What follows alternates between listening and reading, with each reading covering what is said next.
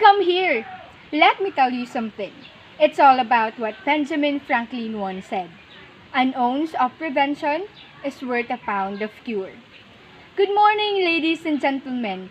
I am honored to speak in front of you today and share the speech I prepared. It is entitled Well-Planned Measures for the Uncertain World.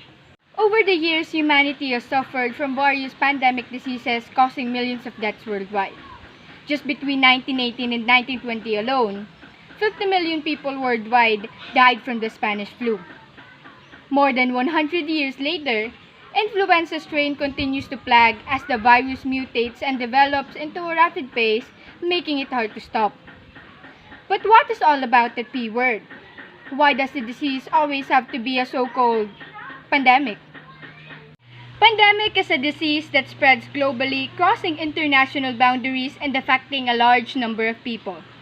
It is very alarming to the point that it introduces a new level of uncertainty to our already unsettled world, like we are all experiencing today in the COVID-19 pandemic outbreak. Leaders find words for comfort and assurance so people will remain connected and productive. They all have different resilient approach to risk management so they can better protect employees, business operations, and ensure the safety of the nation. But preparedness must also start within ourselves. How and what should we really prepare during a pandemic?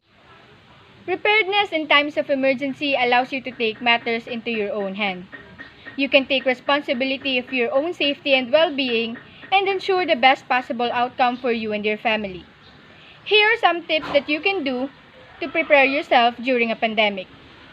First, prepare an emergency plan of action that you and your family will follow because as the day passes by, it will be more risky.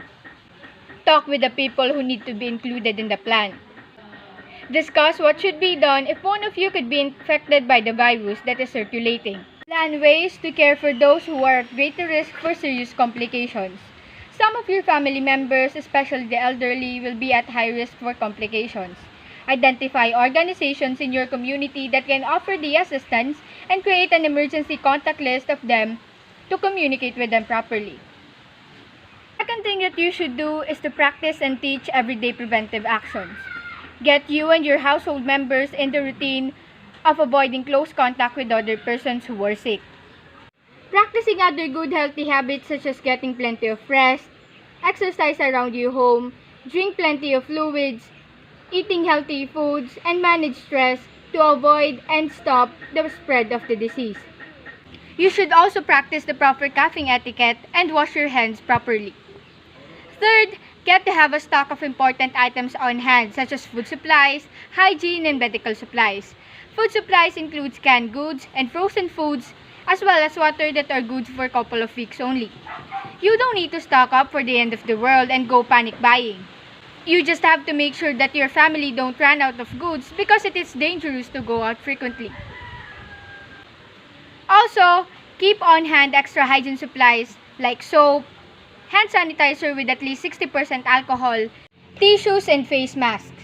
Medicine supplies is a must for a household member who has a chronic condition and regularly take prescription drugs. You must have a 30 or 90-day supply of critical medications that may be hard to get due to supply chain interruptions. Furthermore, also choose a room in your home that can be used to separate the sick person from those who are healthy. It is the fourth thing to do.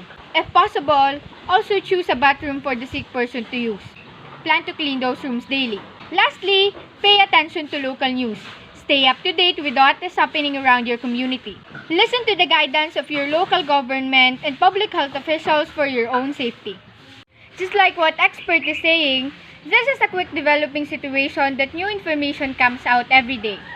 Those you should prepare and respond will evolve in the coming days depends upon the outbreak in your community. After making the emergency plan into action, everything will continuously fall into its proper place. At the end of the day, people should just cooperate with the government in this time of health crisis and the future ones to come. In this way, less of the lives will be at greater risk and the virus will be contained. In this time of uncertainty, the world will gonna make it. Because this too shall pass.